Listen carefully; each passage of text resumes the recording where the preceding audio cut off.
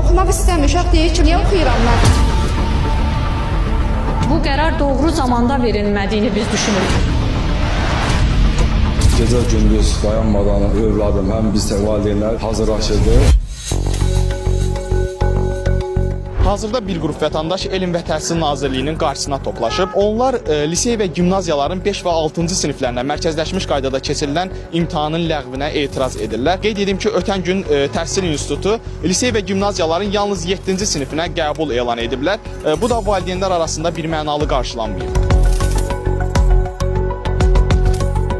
Biz bu il təhsil ili başlayandan sentyabr-oktyabr aylarındandır. Biz davamlı şəkildə hazırlıqlara gedirik və bu hazırlıq qiymətləri də belə də minimal bir büdcəli deyil. Yəni summa cəhətdən, maddi cəhətdən də baxsaq.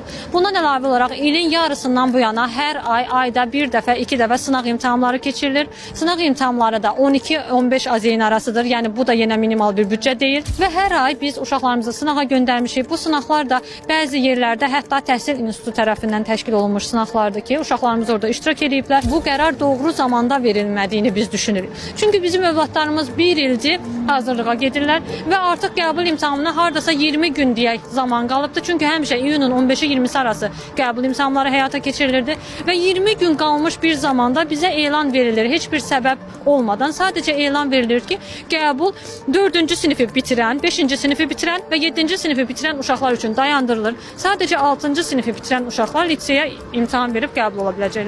Yəni bu nə dərəcədə doğrudur? Mənim də övladım 4-cü sinifdə oxuyur. 9 aydır gecə-gündüz dayanmadan həm övladım, həm biz də valideynlər hazırlaşırdıq. Ayın 5-dən, iyun ayının 5-dən qəbul dünən Təhsil İnstitutu elan verdi ki, ayın 5-dən başlayır, amma 6-cı siniflər.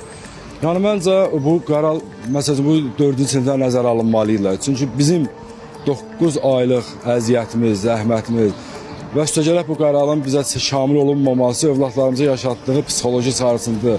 Yəni bunlar hamısı nəzərə alınmalıdır. Mən xahiş edirəm, bu qanuna təzədən baxırsan, ən azından bu il hazırlaşan uşaqlara bir möhlət verilsin. İnşallah gələn ildən tətbiq eləsinlər. 7-ci sinifə bitirib 8-ci sinifə qəbul olmalıydı. Lisey üçün çox yüksək səviyyədə də hazırlaşmış. Demək olar ki, 100% nəticələr verən.